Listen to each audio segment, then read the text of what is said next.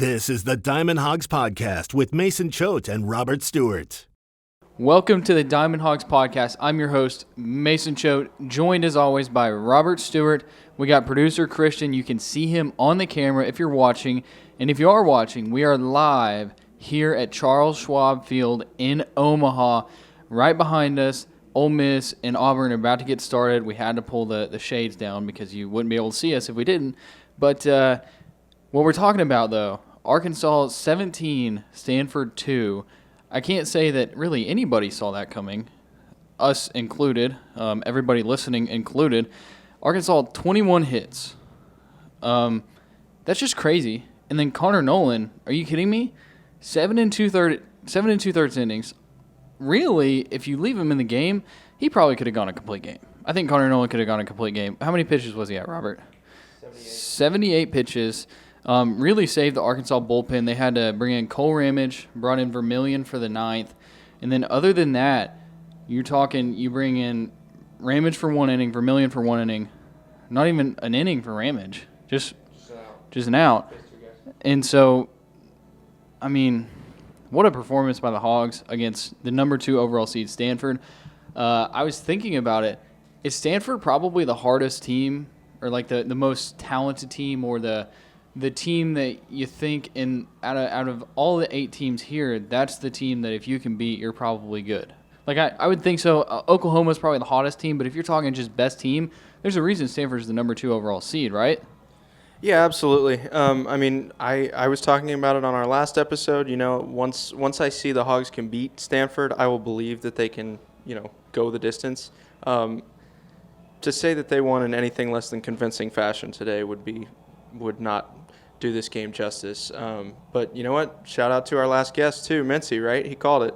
He said he smelled a rat in Stanford. I mean, maybe they're still really good, and we saw Connor Noland's best performance of 2022 behind us today. But I mean, they were swinging at everything. Like they hit on it in the post game. Like that's their approach. They try to get to pitchers early in counts, but I mean, they were just hitting it right to the Arkansas defenders and couldn't get anything going.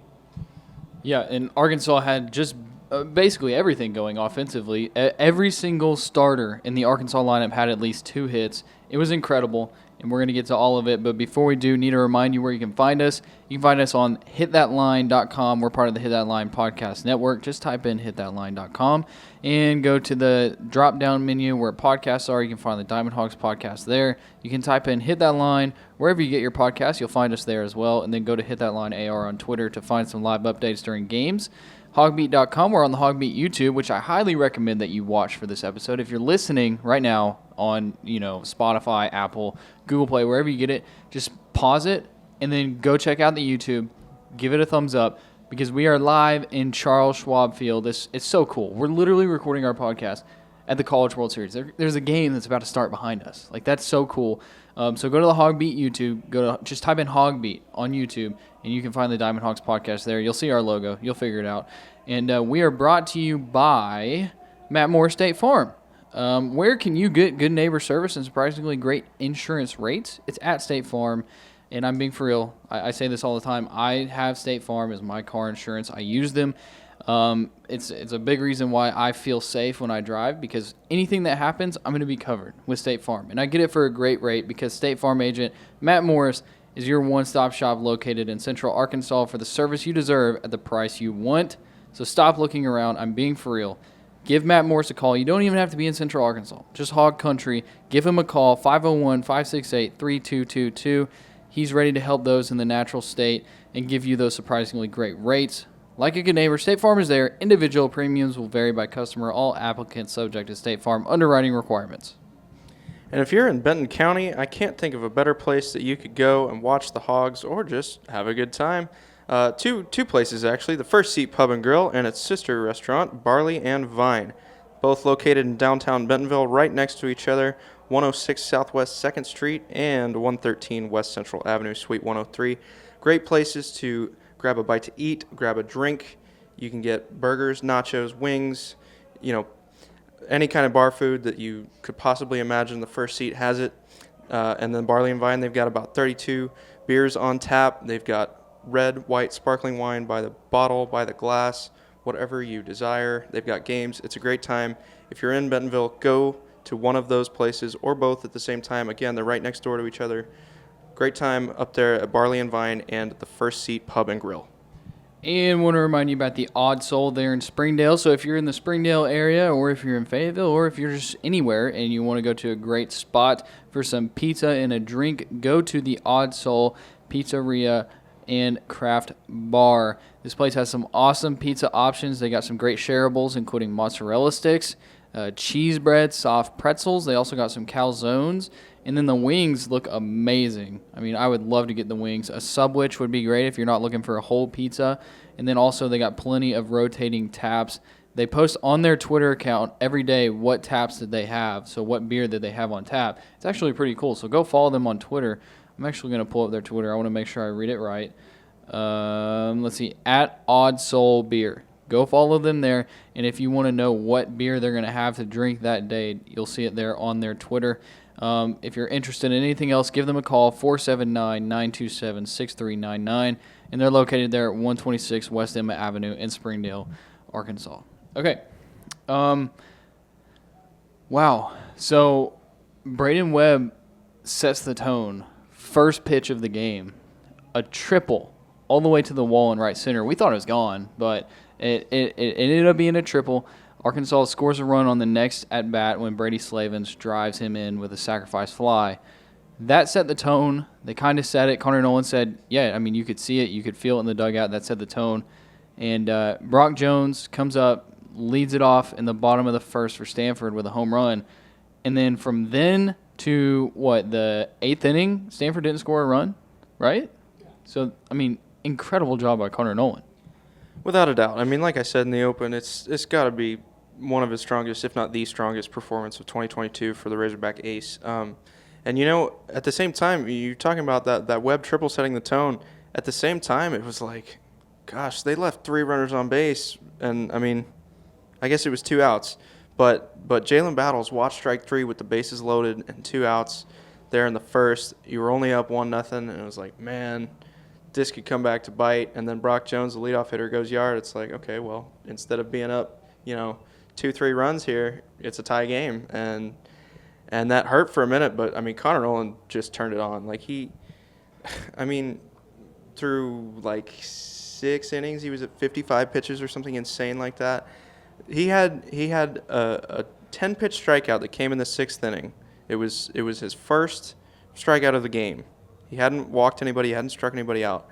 But he had never, before that, maybe once or twice, a Stanford batter saw more than 3 pitches in plate appearances. That's insane. Like, he worked so fast. There were so many 2-pitch at-bats, it felt like. And, the defense showed up behind him. You heard head coach David Esker of Stanford saying that. He's like, we just hit it right at him. And, I think you got to give a little bit more credit to Arkansas's defense, too, because, they were turning the ball like it was their job out there. Yeah, so it wasn't until the bottom of the 5th inning that Stanford saw more than 3 pitches in an at-bat. That was incredible. And then you look at it, you mentioned it, Connor Noland, he had 56 pitches through 6 innings. And but it was that top of the 5th where Arkansas put up 5 runs, extended their lead to – they didn't have the lead, just tied 1-1. Took the lead and then extended it to 6-1 there in that inning. Birthday boy, Chris Lanzilli, with a 3-run bomb.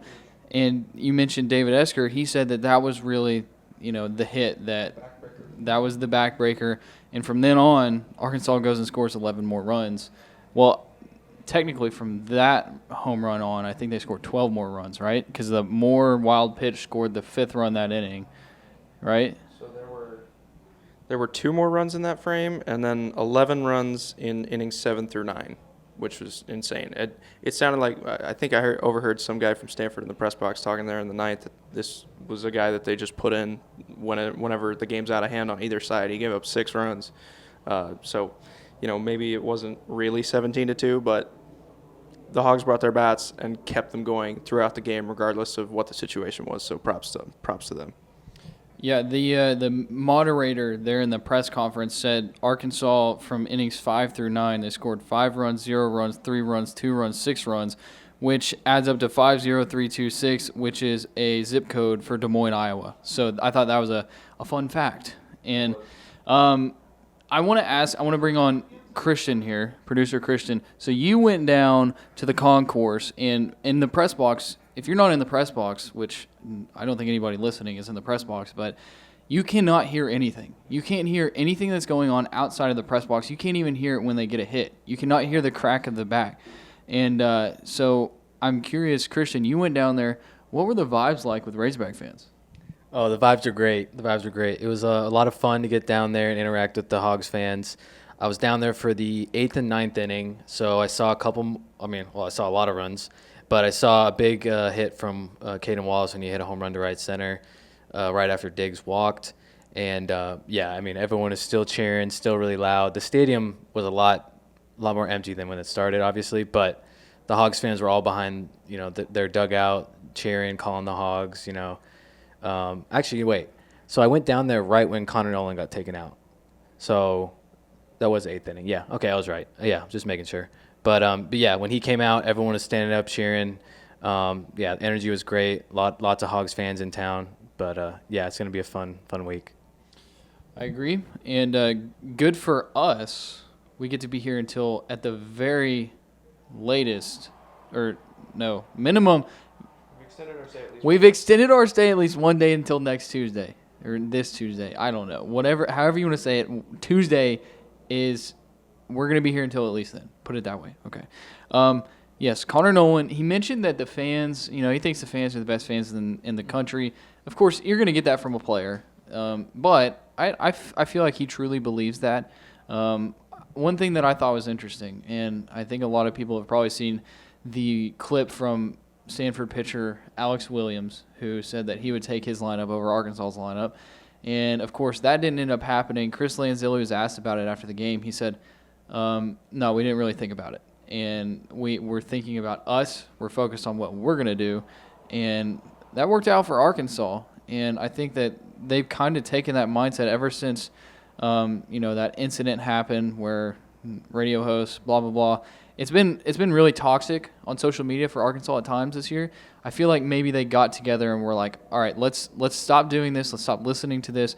And let's just focus on us. Let's focus on Arkansas baseball. And you've been able to tell from the moment the SEC tournament ended to Stillwater, to Chapel Hill, to now in the College World Series, this team is they're carrying themselves differently. It's a different ball club, and they're playing with so much more fire and intensity. I tell you what, I know Chris Lanzelli said that they don't think about what other teams think, but as soon as he said that, I'm sure whoever got a hold of that in the Arkansas locker room first was just, howling, laughing, licking their chops. Like, here's the thing. Maybe Stanford ordinarily is a lineup you take over Arkansas's, but as hot as the Razorbacks have been recently, I don't know that that's something you can say. Like, come on. Yeah, another thing is, talking about lineups that you would take, we were listening to it. You watched it, Oklahoma A&M, and it was like, man, Oklahoma, this lineup, they're probably the hottest team. I think Arkansas is the hottest team right now in the College World Series. I think you can make an argument for that. I think Auburn just scored a run. Yeah, no, that's Ole Miss batting. Did they just score? Elko? Like an RBI double or something. No, runners on second and third. Elko was booking it. Okay. Where were we at? Kind of distracting. We were talking about Hot lineups. hot lineups. Yes. So Arkansas's hot lineup. I agree with what you said. I mean, this team is just they're playing on a different level. 17-2 against Stanford, and they're going to get the winner of this game right now, Auburn and Ole Miss. I lost my train of thought. I had something really good to say too. That sucks. Go ahead, Christian. Well, hopefully I don't steal like some of your stat. I probably will right here. But as we said earlier, the starting lineup all had at least 2 hits. Also, Diggs and Borfin, who came in, both got on base with a walk each. And then Leach, who didn't have an at-bat but played, he scored a run. So everyone that played today played a part in our victory, which I thought was really cool, really interesting. And then back to Connor Noland, 1 strikeout, 1 walk, which is just kind of a funny stat seeing a pitcher go that deep into a game. But he was getting outs, getting ground balls, some good help from Battles and Stovall.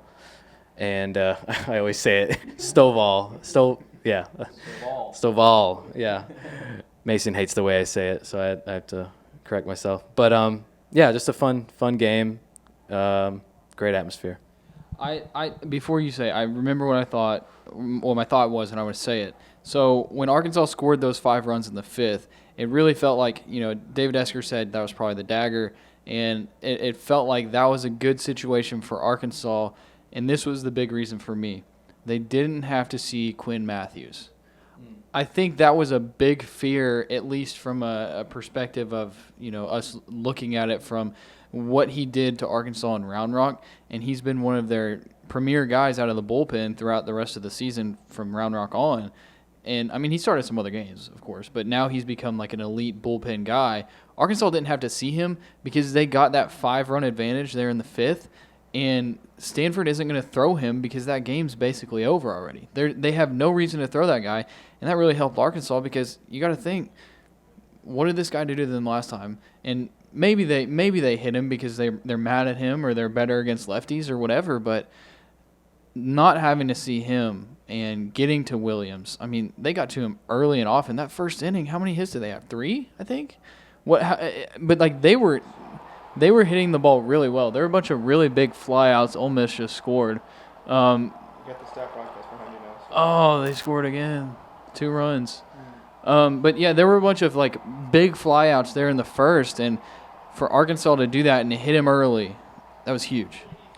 It was huge. What do we got? Ole Miss 2, Auburn nothing here. Sorry, it's a very distracted Diamond Hogs podcast today. We weren't planning on doing it during the Ole Miss Auburn game, but yeah, I mean Quinn Williams is kind of in a sense. Sorry, Quinn Matthews. Alex Williams started today. Quinn Matthews is in a sense a Kevin Kopps type player. Not that he has the stuff of Kevin Kopps, but he's become the guy that they can start if they need to. Like when you were talking just then, I'm like, are they going to start him in the elimination game just because they know he's their best arm at this point? But again, I think he's got 2 saves out of the bullpen this tournament alone. So he can play really any role. That was huge to not see. And then going back to what you said earlier, Christian, like the 1 walk and the 1 strikeout, yeah, it was weird, but like that was what helped him go that long. Is that he was pitching to contact so much, and Stanford was swinging so much. It felt like they Esker called over. I don't remember which hitter it was. 31, I think. 31, Carter Graham in the 3rd inning. Yeah. One of those 2. It was Carter Graham, the guy who hit the RBI double in the 8th.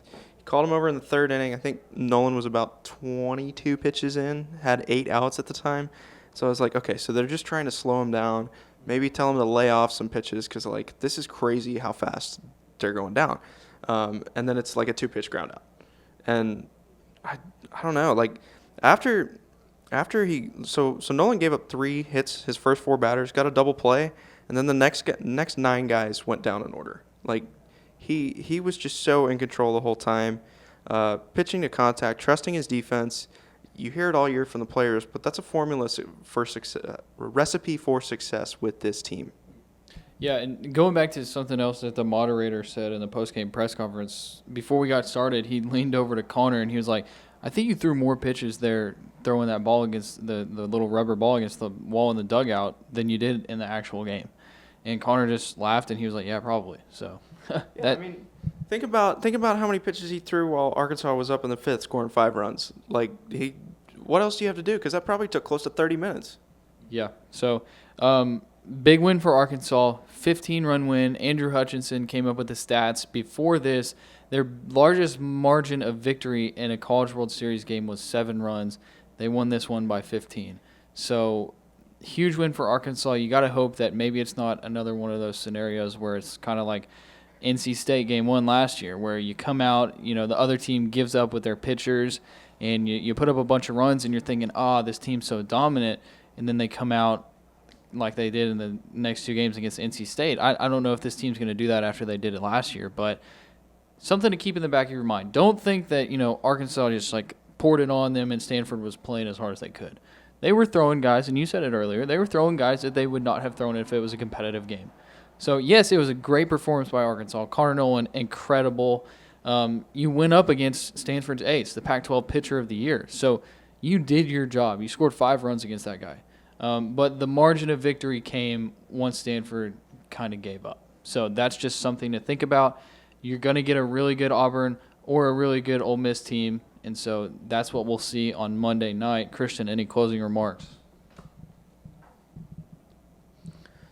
No, not much. I mean, yeah, it was just a great atmosphere. I mean, Hogs fans really showed up today, and they were starting to roll into town last night.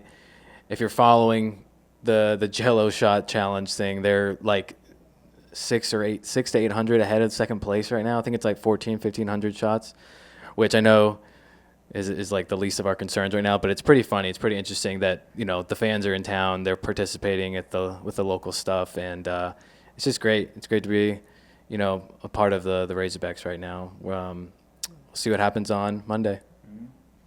So we will talk to everybody on Monday. I want to remind you one more time before we get going, Matt Morris, State Farm. He is your go-to State Farm agent for car insurance and life insurance in the state of Arkansas. Give him a call, 501-568-3222.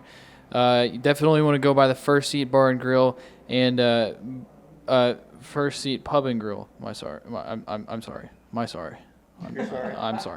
The First Seat Pub and Grill in Barley and Vine. Trisha, one of the owners, she actually tweeted out, because you mentioned the Jello shot thing. She tweeted out they did, I don't remember what, Memorial Day, they were doing $1 Jello shots, and this place over here is doing them for $4.50. So that's what you're going to get at Barley and Vine and the First Seat Pub and Grill, is you're going to get those kind of quality prices, and you're going to get quality beer, quality wine, quality food at the First Seat. You want to go there, and you also want to go by the Odd Soul if you're in the Springdale area.